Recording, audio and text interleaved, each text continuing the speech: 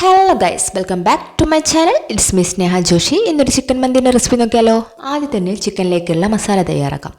പെരുംജീരകം, വെളുത്തുള്ളി, പച്ചമുളക്, ഇഞ്ചി, കറിവേപ്പില, മല്ലി, ചെപ്പ്, പിന്നെ നാരങ്ങനീര്, ഉപ്പുപൊടി, മഞ്ഞൾപ്പൊടി, മുളക് പൊടി, കുരുമുളക് പൊടി, ഇത്രയും നമ്മൾ മിക്സിയിലിട്ട് ചതച്ചതിന് ശേഷം കഴുകി വൃത്തിയാക്കി അരിഞ്ഞു വെച്ച് ചിക്കനിലേക്ക് തേച്ച് പിടിപ്പിക്കുക കേട്ടോ. ഞാനിത് നൈറ്റിലാണ് ചെയ്യുന്നത്. ഈ പറയുന്നതൊക്കെ നൈറ്റിലാണ് ചെയ്യുന്നത്. അപ്പം നമ്മൾ റെസ്റ്റ് ചെയ്യാൻ വെക്കുന്നുണ്ട്. അപ്പോൾ ഈ മല്ലിച്ചപ്പിൻ്റെ അതും കൂടി അരച്ചതായി ഞാൻ പിന്നെ ലാസ്റ്റാണ് ആഡ് ചെയ്തത്. കാരണം മല്ലിച്ചപ്പ് ആ സമയത്ത് കിട്ടാത്തതുകൊണ്ട് അതൊക്കെ ആഡ് ചെയ്ത് നല്ലപോലെ കുഴച്ച് വെച്ചിട്ട് ചിക്കനിൽ നമ്മൾ മാരിനേറ്റ് ചെയ്യാൻ വേണ്ടിയിട്ട് ഫ്രിഡ്ജിലേക്ക് വെക്കാം. പിന്നെ രാവിലെ അതിന് ശേഷം അടുപ്പത്ത് ഞാനത് ചിക്കനൊന്ന് സോക്ക് ചെയ്യാൻ വേണ്ടിയിട്ടാണ് കേട്ടോ മസാല തയ്യാറാക്കുന്നത്. ആദ്യം ബട്ടർ ആട്ടോ എടുക്കുന്നത്. ഞാൻ അൺസാൾട്ടഡ് ആയിട്ടുള്ള ബട്ടർ ഒരു ഹാഫ് പീസ് അതിട്ട് നല്ലതുപോലെ ഒന്നിട്ട് ചൂടാക്കിയതിന് ശേഷം നമ്മൾ ഈ മാരിനേറ്റ് ചെയ്ത് വെച്ച ചിക്കൻ അതിലേക്ക് ഇട്ട് കൊടുക്കുന്നുണ്ട്. എന്നിട്ട് ചിക്കൻ ഒന്ന് ലോ ഫ്ലെയിമിൽ വിസിൽ ഊരിയിട്ട് ഒരു 15 മിനിറ്റ് വേവിക്കാൻ വെക്കുന്നുണ്ട്. ഈ പുക വരുന്ന കാണില്ലേ ആവി, അപ്പോൾ അത് കുക്കായിട്ടുണ്ട് കേട്ടോ. അതവിടെ മാറ്റി വെക്കാം. പിന്നെ നമുക്ക് റൈസ് തയ്യാറാക്കാം. ഇതേപോലെ തന്നെ ഞാൻ അടുപ്പത്ത് വെച്ച ശേഷം ബട്ടറാണ് ഇട്ട് കൊടുക്കുന്നത്. ഓയിൽ ഒഴിക്കുന്നില്ല കേട്ടോ. ബട്ടർ ഇതേപോലെ ഇട്ട് കൊടുത്തതിന് ശേഷം ചൂടായതിന് ശേഷം ഹോൾ സ്പൈസസ് എല്ലാം ഞാൻ ഡീറ്റെയിൽ ആയിട്ട് ഇതിൽ എഴുതിയിട്ടുണ്ട്. അതൊക്കെ ആഡ് ചെയ്യുന്നുണ്ട്. പിന്നെ മാഗി ക്യൂബാണ് നമ്മൾ ആഡ് ചെയ്യുന്നത്, അതും ആഡ് ചെയ്യാം. അങ്ങനെ മാഗി ക്യൂബ് ഇട്ട് നല്ലതുപോലെ ഒന്ന് ഇളക്കി യോജിപ്പിക്കുന്നുണ്ട് കേട്ടോ. ഹോൾ സ്പൈസസ് പറയുമ്പോൾ നമ്മൾ ഉണക്കനാരങ്ങയും കൂടെ അതിൽ ആഡ് ചെയ്യുന്നുണ്ട് കേട്ടോ. അത് എക്സ്ട്രാ നമ്മൾ മന്തിൻ്റെ സ്പെഷ്യൽ അതൊക്കെയാണല്ലോ, അത് വാങ്ങിയിട്ടുണ്ടായിരുന്നേ. പിന്നെ അതേമാതിരി ഏലക്ക, പട്ട, കരാമ്പൂ, തക്കോലം, നമ്മളെ ബിരിയാണി മസാലേൻ്റെ ഒരുവിധം എല്ലാ ഐറ്റംസ് ഞാൻ ഇതിൽ ആഡ് ചെയ്തിട്ടുണ്ട് കേട്ടോ. അങ്ങനെ തന്നെ വാങ്ങാൻ കിട്ടുമല്ലോ, അതാണ് മൊത്തം ആഡ് ചെയ്തത്. എന്നിട്ട് നല്ലതുപോലെ ഇളക്കി യോജിപ്പിക്കുന്നുണ്ട്. ഉണക്കനാരങ്ങ 2 എണ്ണമൊക്കെ ആഡ് ചെയ്യുന്നുണ്ട് കേട്ടോ. നല്ലതുപോലെ അത് ഇളക്കി മസാലയൊക്കെ ഒന്ന് പോകുന്ന പച്ചമണം കുത്തുമണം ഒക്കെ മാറുന്നത് വരെ നമ്മൾ നല്ലതുപോലെ റോസ്റ്റ് ചെയ്തെടുക്കുന്നുണ്ട്. ഞാൻ അതിലെല്ലാ പൊടി ഇട്ടണേ. ജീരകപ്പൊടി ഒക്കെ ഉണ്ടായി. ജീരകപ്പൊടിയല്ല, ജീരകം, അതായത് ചെറിയ ജീരകം പെരുംജീരകത്തിൻ്റെ ഒക്കെ സെപ്പറേറ്റ് ആയിട്ട് ഒരു കവറിലുണ്ടായിരുന്നു. അതൊക്കെ ആഡ് ചെയ്തിട്ട് നല്ലതുപോലെ ലോ ഫ്ലെയിമിലാട്ടം ഇടുന്നത്. നല്ലതുപോലെ അത് മിക്സ് ചെയ്ത് വെച്ചതിന് ശേഷം നമ്മൾ അരി, അതായത് മന്തീൻ്റെ റൈസ് നമ്മൾ കഴുകി സോക്ക് ചെയ്ത് അവിടെ മാറ്റി വെച്ചിട്ടുണ്ടായിരുന്നു കേട്ടോ. അത് മൊത്തം ഇതിലേക്ക് തട്ടി കൊടുക്കുന്നുണ്ട്. അതും കൂടി ആഡ് ചെയ്തിട്ട് നല്ലതുപോലെ മിക്സ് ചെയ്തിട്ട് ഒന്ന് റോസ്റ്റ് ചെയ്തെടുക്കും. ഇപ്പോൾ ഞാൻ ആഡ് ചെയ്യുന്ന മാഗി ക്യൂബ് അതൊക്കെ ഞാൻ നേരത്തെ പറഞ്ഞിട്ടുണ്ട് കേട്ടോ. അങ്ങനെ അരിയും കൂടി ആഡ് ചെയ്തിട്ട് നല്ലതുപോലെ നമ്മളിത് വെള്ളം ഒഴിക്കാണ്ട് തന്നെ ആദ്യം ഒന്ന് വറ്റിച്ചെടുക്കുന്നുണ്ട്. അതായത് ആ മസാലേൻ്റെ ഒക്കെ ഒന്ന് റൈസിലേക്ക് പിടിക്കാൻ വേണ്ടിയിട്ട് കേട്ടോ അങ്ങനെ ചെയ്യുന്നത്. ഒന്ന് ചെറുതായിട്ടൊന്ന് ചൂടായി വരുന്ന രീതി വരെ നമ്മൾ നല്ലതുപോലെ ഇളക്കി യോജിപ്പിക്കുക. അത് നിങ്ങൾക്ക് മനസ്സിലാവും. ആ ഒരു നനവ് പോലെയുള്ള റൈസിൻ്റെ ടെക്സ്ചറൊക്കെ മാറിയിട്ട് കുറച്ചൊന്ന് ഒരു എന്താ പറയുക ക്രിസ്പിനെസ് പോലെ നമുക്ക് ഫീൽ ചെയ്യും.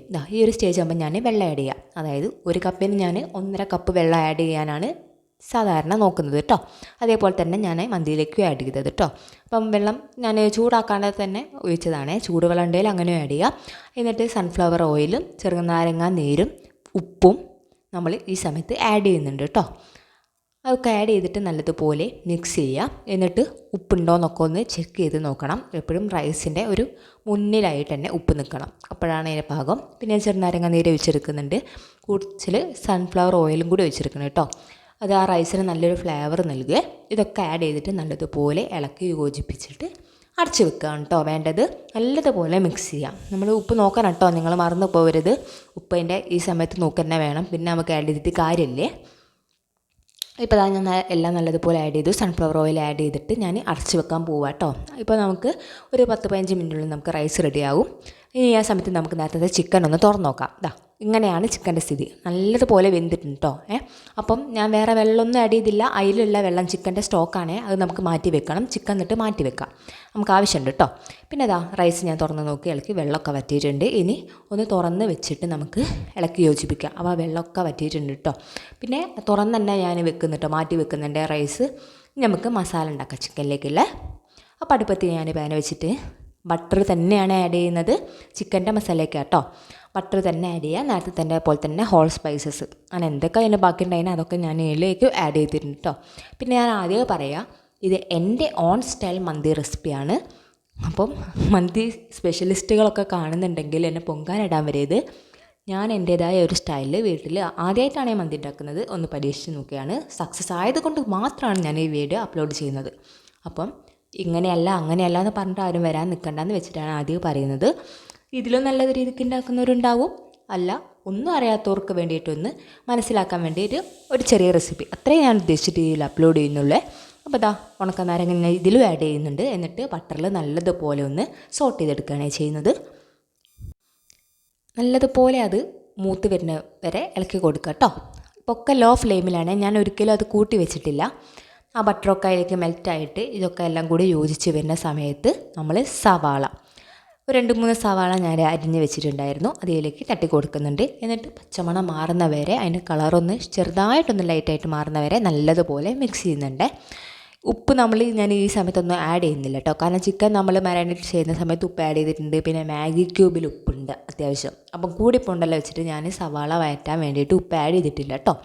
എങ്ങാനും കൂടിപ്പോയാൽ പിന്നെ ഒന്നും പറ്റത്തില്ല, കാരണം നമ്മൾ റൈസ് ഉണ്ടാക്കുന്ന സമയത്ത് മാഗി ക്യൂബ് ആഡ് ചെയ്തിട്ടുണ്ട്. ഇനിയിപ്പോൾ ഈ മസാലയ്ക്ക് മാഗി ക്യൂബ് ആഡ് ചെയ്യും, അപ്പോൾ എല്ലാം കൂടി വരുമ്പോൾ ചിലപ്പോൾ ഉപ്പ് ഓവറായാലോ, അതുകൊണ്ടാണ് ഞാൻ ആഡ് ചെയ്യാത്തത് കേട്ടോ.